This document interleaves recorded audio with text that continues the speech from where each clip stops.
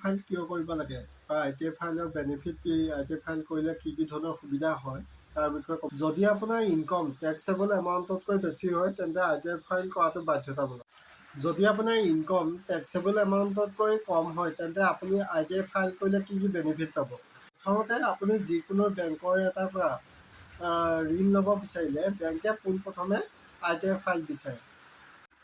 দ্বিতীয়তে visa apply কৰিলেও তেন্তে আপোনাক ITI ফাইলৰ প্ৰয়োজন হ'ব। তৃতীয়তে যদি আপোনাৰ টেক্সটো যিমান কাটিব লাগে তাতকৈ যদি বেছি কাটি আছে তেন্তে আপুনি ITI ফাইল কৰিলে সেই যিখিনি কটা পইচাখিনি সেইখিনি ৰিটাৰ্ণ পাব পাৰিব। ITI ফাইল কোনবিলাকে কৰিব পাৰে?